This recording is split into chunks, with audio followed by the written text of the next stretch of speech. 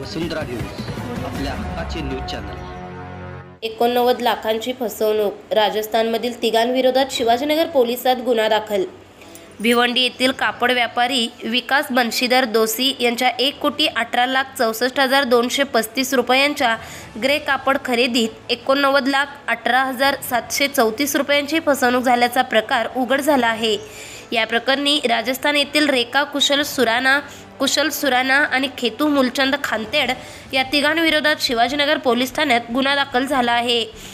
Shankeshwar group इंडियाच्या रेखा सुराना आणि त्यांच्या भागीदारांनी खेतू खातेंडच्या मध्यस्थीतून फिर्यादी विकास दोशी यांच्या विरात्रा मिल्स इचलकरंजी या फर्ममधून ग्रे कापड खरेदी केले होते।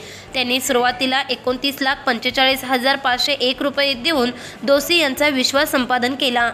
मात्र उर्वरित 89,18,734 रुपयांची रक्कम देण्यास टाळाटाळ केली।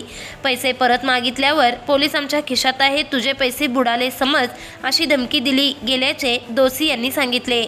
यामुळे त्यांनी पोलीस उपअधीक्षकांकडे अर्ज सादर केला। चौकशीनंतर शिवाजीनगर पोलीस ठाण्यात गुन्हा दाखल करण्यात आला। कुशल सुराना आणि खेतू खानतेड यांना राजस्थानमधून ताब्यात घेऊन कोल्हापूर येथे आणण्यात आले आहे। या प्रकरणाचा पुढील तपास शिवाजीनगर पोलीस करीत आहेत। चॅनलला सबस्क्राइब करा आणि परिसरातील ताज्या घडामोडी सर्वात आधी बघण्यासाठी बेल आयकॉनला क्लिक करा।